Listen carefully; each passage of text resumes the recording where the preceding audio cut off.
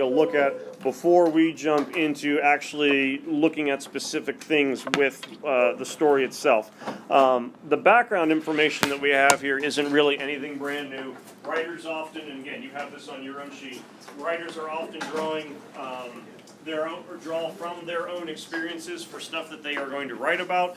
We know that our author in this case is involved within the story. We have first person narrator, I. Anyone remember the author's name?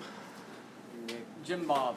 Nick. So Nick is our narrator. Nick is within the story, and then we have cousin and his brother Vicente and Catalino that are also involved with it, and then of course we have Martin and his younger brother showing up as well. The ultimate directions that we're going to be taking a look at is write an essay in which you make a claim about what Vaca learns as a result of his conflict with Martin. So we're trying to figure out what is it that he gains from his experience with Martin that is going to help impact him in his future moving forward. Part of this is kind of suggestive on our part because we don't know what the ultimate true impact will be down the line because we just don't get details about it, but we can certainly try to start to figure out what aspect of it is going to be significant for Nick. So in the body of the essay, and I am going to give you, I didn't pass it out yet, you are going to get a little bit of an essay map to at least kind of let you know what should be going on within each body paragraph. But within the body of the essay, we're going to discuss why Vaca and his playmates first react to Martin the way that they do, and how these initial perceptions of Martin influence their treatment of him. We know initially, how do they feel about Martin? They don't like him. And the main reason why they don't like him is Big belly. Big belly. Because what is the association with big belly? Means that he would be eating a lot, and we know from the background of the story of Tracy, California, that you're dealing with a lot of people who don't have much in the way of money, possessions, food. So they're kind of envious, jealous of him. Keep in mind, it's not discrimination based solely on someone's looks, but it's more of that envious, jealous nature that would be there. They have something that we don't. He has food. We're all kind of hungry. Boy, it would be nice for us to have food. So within that first body paragraph, we're going to be taking a look as to what is that initial perception that kind of influences their overall treatment of him. Since they don't really care for him, and Martin picks up a clod of dirt and throws it at him, if someone you don't like attacks you, even though it might not be a vicious attack, there's probably going to be some kind of retaliation that takes place. Hence, we start having all the clods of dirt that get thrown at him. The second bullet point, explain what enables Vaca to change his impression of Martin and discuss how Vaca's use of, and this would be two things here to highlight with your highlighters, how does the use of symbolism as well as imagery reflect this realization that takes place? By the end of the story, what do we realize about the food that Martin eats?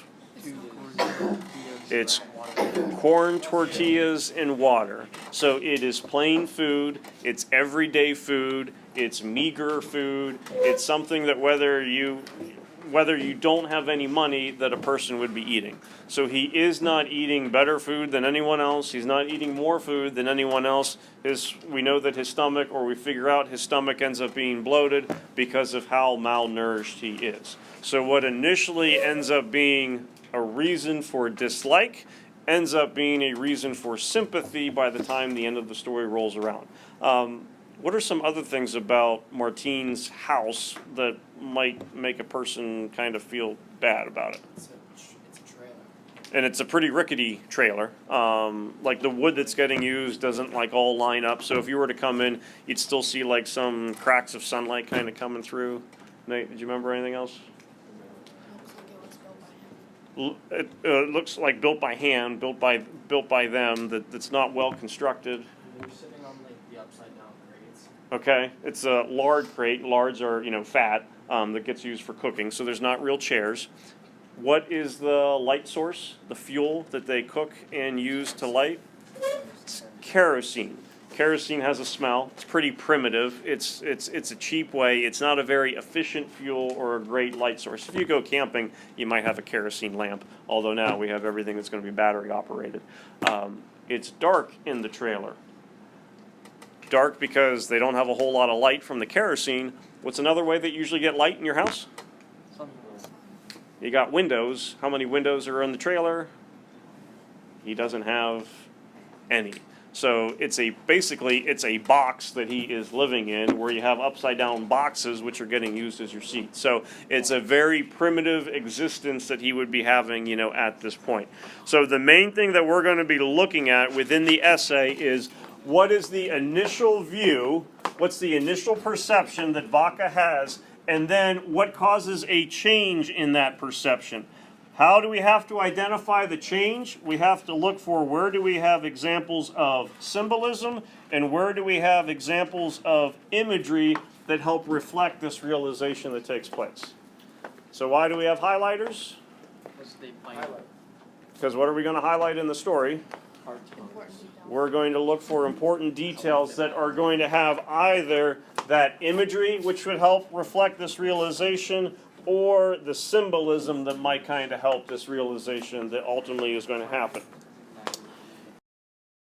Overall structure that we want to look at for this essay that we're going to view. When you come in, I'm going to have you grab laptops. So you're going to take laptops. We're going to go to Google Classroom. I'm going to show you the website that we're going to be using, and then from there we'll kind of go over how this whole essay is going to be set up. Homework assignments, there's nothing that you have to do for tomorrow. If you want to turn in the vocab list just so it's taken care of, you can give it to me tomorrow, but that's not going to be due until Monday. I don't have this page yet, but I'm going to be looking at as we go throughout the story.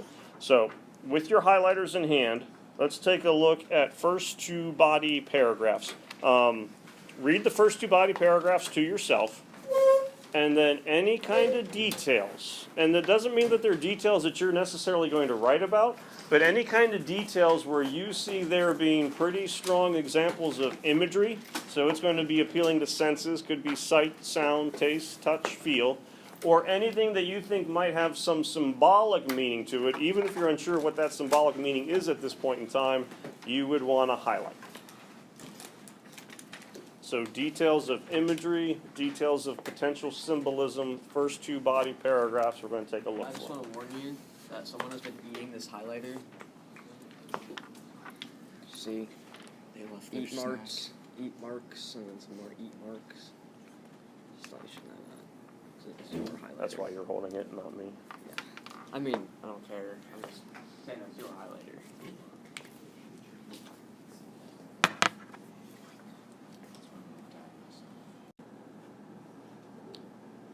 Evan, doesn't matter if you have symbolism or imagery, but what would be like one example you highlighted from first body paragraph? I highlighted the fact that millions of full of such worldwide events never dispelled my belief that the world would be consumed by a fiery hell with a red sky as its Herald. Okay. So we're going this sentence down here. Were you thinking symbolism or were you thinking imagery with it? Imagery. So fiery red hell, certainly you're going to have kind of colors going on for it. How often does he go back to the sky comment? I don't mean like literally how many numbers, but how many, is it something that he keeps coming back to multiple times within the story about crimson red, and he feels that any time that you have a red sky, what's going to happen? The world's going to come to an end. And that would be a pretty juvenile viewpoint, something you would expect a little kid to believe. Probably not something that you would expect a 34-year-old grown adult to walk outside and go, ooh, look at that red sunset. We're all going to die. Better go inside. There are people. The world's going to end on Sunday. If he keeps coming back to it multiple times, and as Evan was saying, you definitely have imagery, but if he keeps coming back to it multiple times, you want to allow for the possibility that there could be some symbolism going along with it. Now, what that symbolism is, we would have to figure out, because does the world come to an end within the story? Not at all. You could argue that Martine's world might be kind of coming crashing down in the sense that, things aren't looking so well. and you're getting attacked by, other kids, and you don't have a whole lot of food. And your knees are broken. But this is something that we could come back to. What else do we have? First body paragraph, imagery, symbolism. I did the last two sentences. I made a promise to myself that I would never play outside when such a red sky predicted the death of the world. Okay. So awesome was the nature of these skies that I broke this solemn promise only once in my entire youth. Okay. How come with that last sentence? Just because for something that he held to, he always followed that rule. Okay. Don't be out after. So this story is telling about the one time he would ever break the. So are you thinking kind of symbolic significance? Okay. So like really those whole two examples combined, we could take a look that we got one big potential symbol taking place. When it comes to other kinds of imageries, I'm guessing a lot of folks were taking a look at the dust from the surrounding harvested farms, brown sheet of dust would settle over Tracy, west winds blowing from San Francisco. You get a lot of description that's kind of taking place with the overall landscape that it's going to be kind of barren at this point. Connor, how about second body paragraph? Did you find anything in there? When we said the dirty brown shavings. Okay.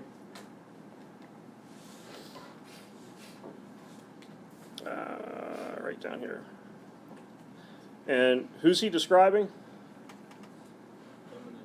He's describing him and his brother. So make sure you, and not to take away from this as being an example, make sure we don't fall in the trap of thinking that that's how he's describing Martine and whatnot as being simply dirty. But it also would be themselves as well. I don't know why that highlighter's following along with me. What else do we have? Part 2, or paragraph 2.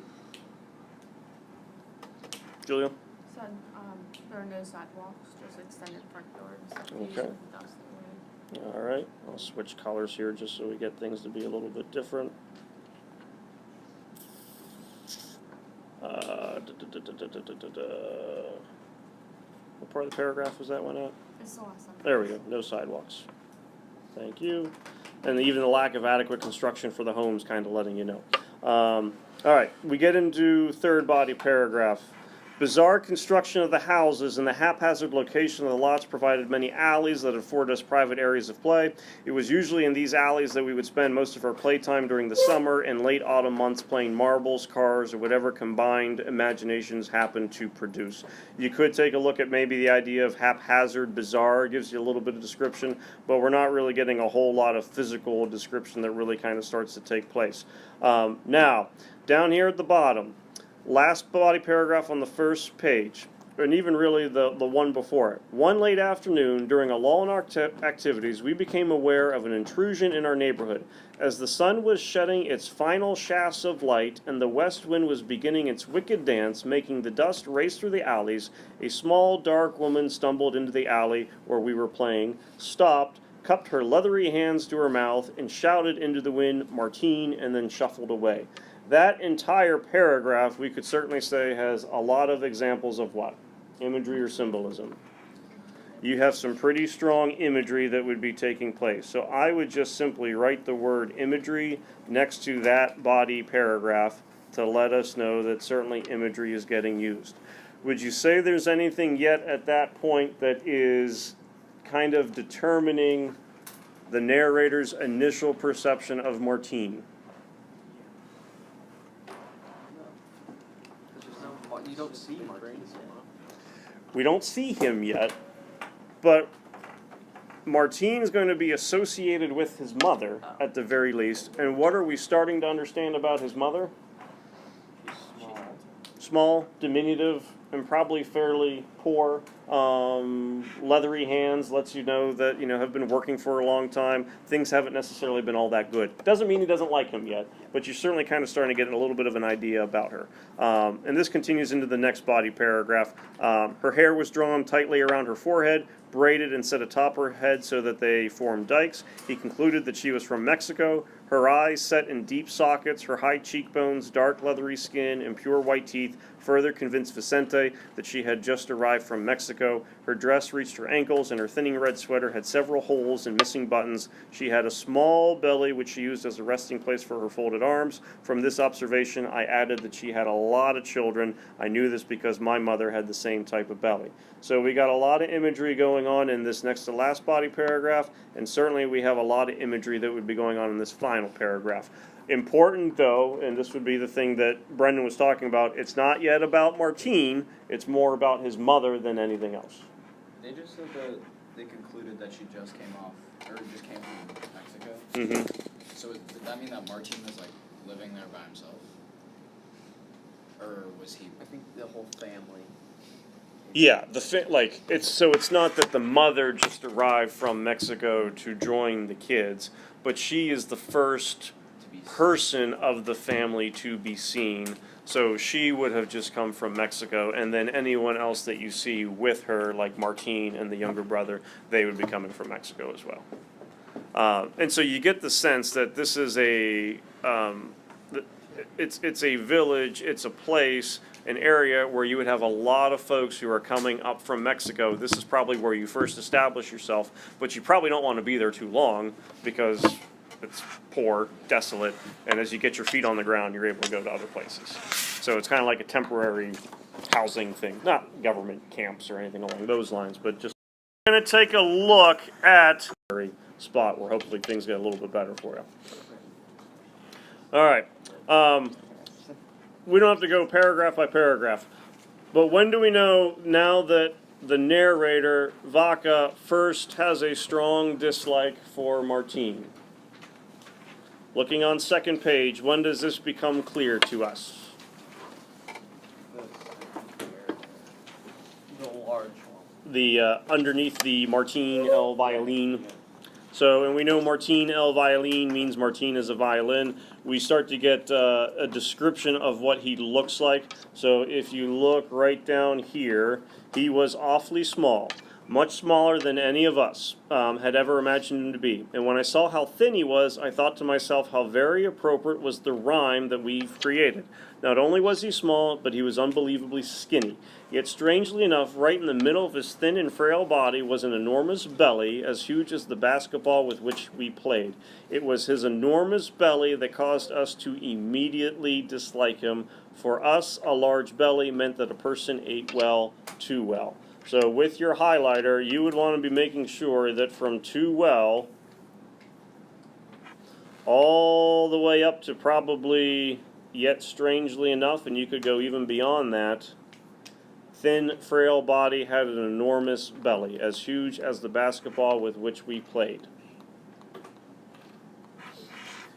In your first body paragraph, you're going to be writing about the initial perception of Martine. You don't have to write about symbolism, you don't have to write about imagery, but you're going to be writing about what is their initial perception. It was his enormous belly that caused us to immediately dislike him. So this could be a potential example that you might end up using for your body paragraph number 1. So up above this paragraph, I'm going to write BP1. Just to let me know, not it's a guarantee, but this is certainly a potential place that I could be getting some details about their initial perception of it. That's a gas station. It is British Petroleum. where I tend to go Yeah. because I have a BP card and get discounts. I gotta check that. Why else do they certainly not have a favorable view of Martine?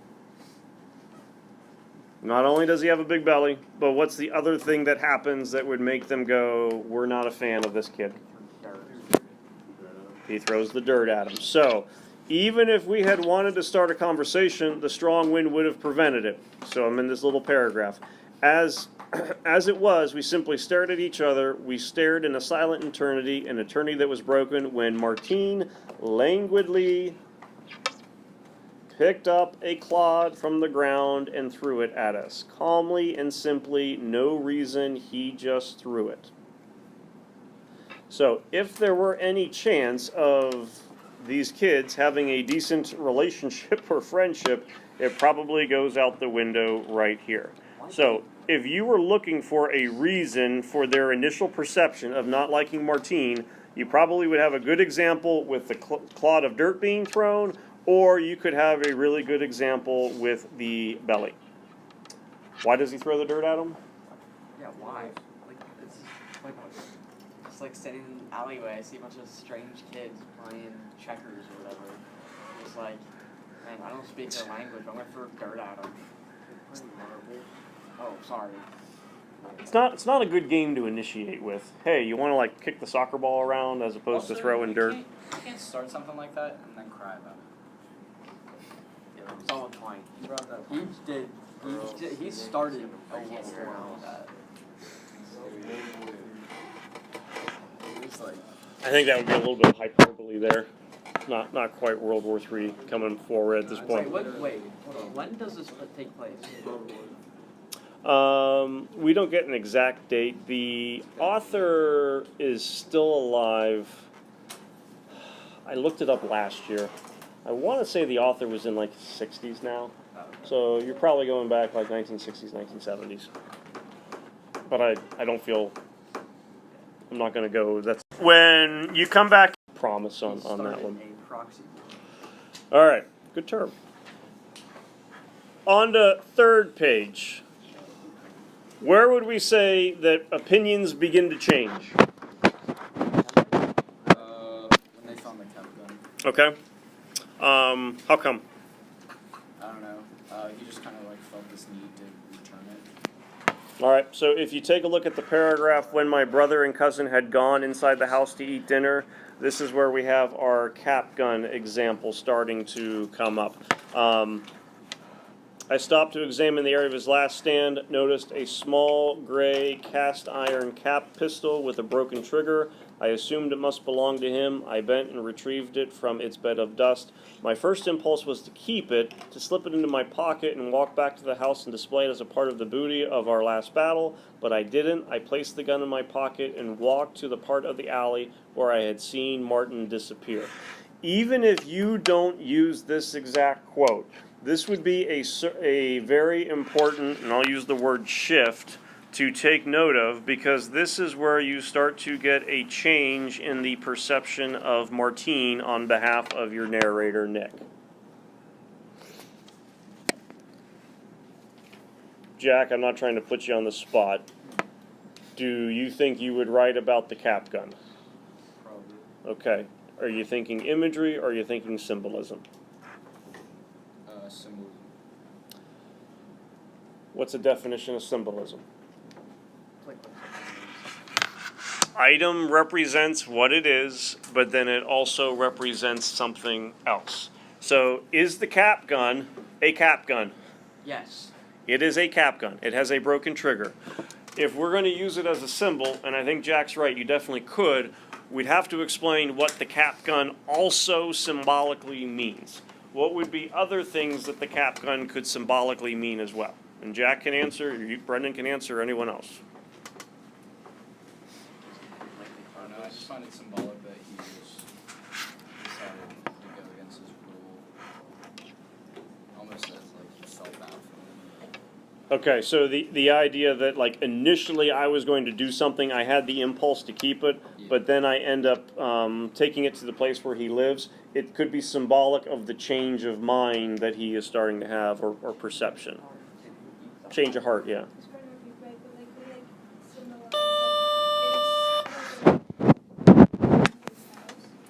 Like a reason to go? Yeah. And so it becomes that basically becomes the reason to go seek someone out that you otherwise would not have. And I think that can kind of go with that change of heart, or that change of perception. Why would you pick up a cap gun? Like as a kid? Because it's cool. It's a toy. It's cool. It's something to play with. What's unfortunate about the cap gun? It's broken.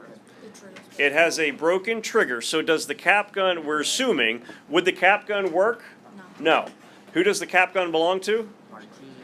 Initially, when you see Martine, what is their reaction to him? This is a kid who eats well. We don't like him. But what do we end up knowing about Martine? Much like the cap gun being broken, his body is broken, malnourished. So you could use it as a change of perception, as a reason to go see him for the first time. You could also use the cap gun as it's kind of symbolic of Martine. It looks like one thing. Why do you pick it up? Because it's shiny. You want to have the toy. I'm going to keep it. And he doesn't say I take it back because it was broken, but you discover that it's broken much the same way you discover Martine's not the person that you thought he necessarily was. No? Okay. Yeah. What else do we have as to where we kind of start to see a change in perception? Okay, so pretty much within that same paragraph, and you have a place here where it's underlined, it was kerosene. I hadn't smelled kerosene since our family had left the labor camp in Ahoyo 5 years before. We could eat so well and still use, how he could eat so well and still use kerosene lamps, I thought to myself, as my final step into the trailer. He mentions the idea of smell, and it takes him back to him thinking about being in the labor camp. It could certainly be symbolic of poor, of meager, but also the fact that you have smell going on. You could also use this as an example of imagery as well.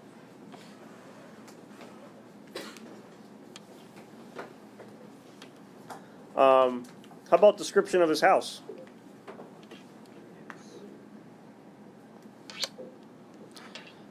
With this assurance, I headed toward the dark, windowless wooden trailer that looked as if Martine had built it. I approached the door, knocked softly, still not sure that this was the right place. Then I heard a soft passe, and instantly I knew it was Martine's house. I was reluctant, yet anxious to enter the house. Reluctant because I knew that he must surely have told his mother of our battle, and anxious because I knew it was supper time, and I would get to see the food that made Martine so fat.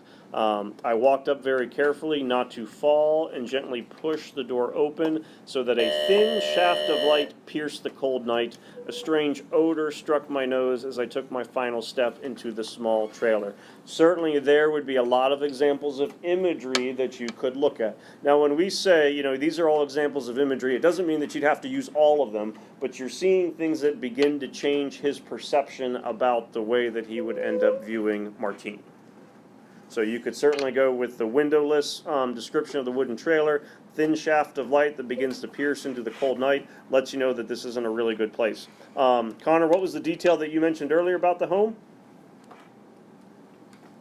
Like when we were first describing it, you said off the top of your head? Oh, that they sat on the lard cans. Okay, I saw him sitting on an empty lard can turned upside down. Tears were slowly moving down her cheeks as Martine quietly sobbed in her arms. I placed the gun on the floor. Certainly there you could have some examples of imagery that you could use where now he realizes the impact that the situation has had. That we've missed.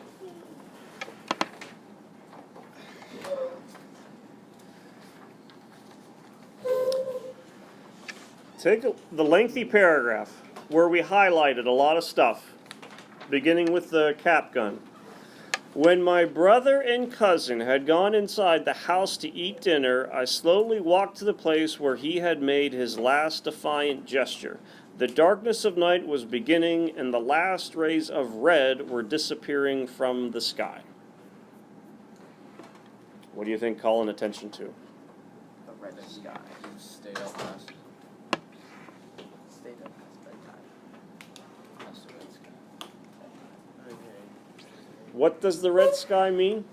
Death. World's End of the world. Do you think that's when you finally realized that hit a world exist? Josh, what'd you say? I didn't quite pick up. Symbolize something. What's that something? I think I put this in the first paragraph, the fiery, how they're the red sky. Right. Whoa! Language. So sorry about that. Well, and it gets mentioned in the first body because, like Evan was mentioning it, and we talked about, okay, there's probably some kind of symbolic meaning to it because it keeps showing up multiple times. We already wrote down here that this paragraph, you end up having a shift or a change taking place. The obvious shift would be his change in perception, heart, view toward Martine.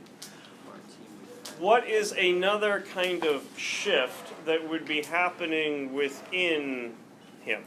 This kind of goes back to the first paragraph, but he says, I broke this solemn promise only once in my entire youth. Like, he promised he wouldn't go outside if the skies red, but Right. he eventually does for Martin. And when that happens, something significant happens. We wrote up here because he believes it's the end of the world. And we know the red sky is not going to be the absolute end of the world. But it is kind of an end of what for him? I promised in my youth that I would not do this. It's like, What ends up happening is you have a shift in perception, a shift in change, which we would say that perception is a pretty mature one. So it might not be a negative end of the world is happening, but you could say this is kind of symbolically, this is an end of youth that is beginning to happen, and now he kind of realizes things for what they are. The kid isn't well fed and fat, the kid is starving and malnourished. The place that he lives in isn't really a nice place. They're sitting on lard cans, it's windowless, there's hardly any light kind of coming in. So why would a person reflect upon something? You go back to what the prompt is asking you to do, where they pull from their experiences. Why would he pull from this experience? Because it's that transition from a youthful event to something that is much more adult and mature-ish for him to take a look at. Tomorrow, for you, it is still on the last body paragraph, or in the third page. Began to slowly retreat into the cold night. As I left, my eyes made a final sweeping movement, searching the table that contained the food that had made Martine so fat. On a weather-worn table, so there's going to be some imagery, with peeling red paint, dinner was set. There lay the food that had made Martine so enviable in our eyes, a small stack of corn tortillas and a glass of water. So anything there from the description of the table to the food that would be there would certainly be imagery that you can make reference to as to how his viewpoint changes. Any other examples of whether symbolism or imagery you think would be significant? Yeah, heads up to it just so you can kind of see how this is going to work. When we do our introduction, it's going to be very similar to any other kind of introduction we've done so far. You're going to have your attention grabber. We'll then go with a transition sentence. Oops. Get that out of there. So we're going attention grabber. We'll have a transition sentence. We'll get into the background. What's going to happen in your first body paragraph, you're going to focus on what the initial perception of Martine is. You don't have to worry about incorporating imagery or symbolism. It's simply going to be explaining this is how they feel about Martine. As we get into the body paragraphs 2 and 3, this will be where we have a change of perception through imagery, or where we have a change of perception also through symbolism. Some of you might decide that you want to flip these two paragraphs where you're going to take a look at symbolism first and then imagery second. But your three-body paragraph is simply going to be, first one, what's that initial reaction to Martine? And then how does that reaction change throughout the story? Basically, how does imagery and how does symbolism help reflect that change that's going to take place? So understanding his initial perception, understanding then how that perception changes is really going to be the focal points